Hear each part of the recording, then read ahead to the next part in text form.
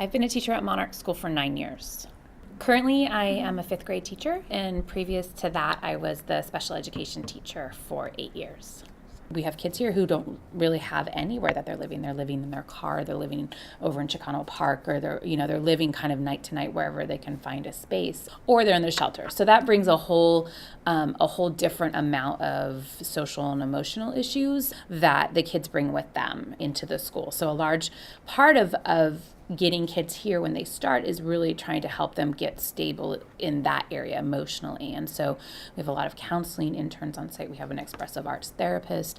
A lot of the kids who live in shelters, especially if they're living like in the rescue mission, they have to be out at a certain time each day. So they can't stay at the rescue mission and hang out in their rooms or whatever. They have to be out on the streets. So that means that they have to find a way to provide meals for themselves and, activities and things. So we'll try to get movie tickets and different things like that, just so, the kids, where in most kids, for you guys, I'm sure you experience this, yay, it's Christmas break, we don't have to go to school. They're like, oh, we're going to be off for 2 weeks. A lot of the kids really depend on us for a place to be, and so we have an after school program that runs till 6 o'clock every night. So, the kids are here. Most kids are here till at least 6 o'clock. Some kids, try to hang out longer, and the staff will stay until they leave.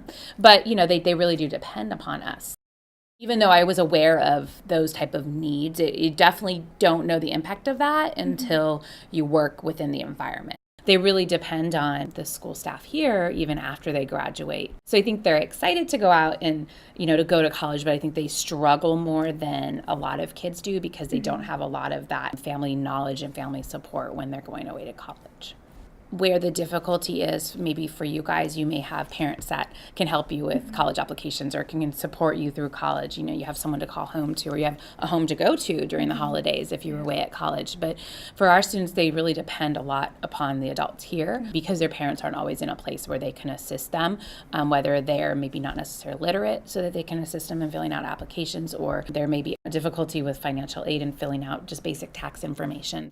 I think that most people's idea or picture of homelessness is, your person laying on the street, is struggling with drugs or alcohol. You don't realize that there's this whole other part, which are children, and so it just kind of impacted me in that just having more compassion and more understanding and really looking more globally at the world, rather than kind of my little drive to work. I go home, I stay in my house and I live there, and then I come to work. It really, you become a part of the community.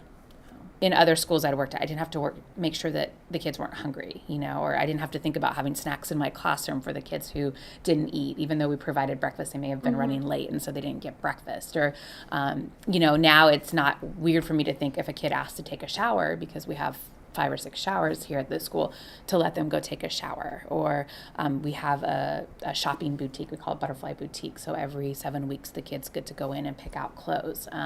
So, those kind of things, you just don't think about that a school would, manage all of those things. So you just are not really prepared for that aspect of it, all of the need that is around the kids, as well as trying to educate kids who a lot of times come in very academically deficient. The kids bond very quickly because they have such lack of stability in their lives that when there is a stable force, they really are drawn to that.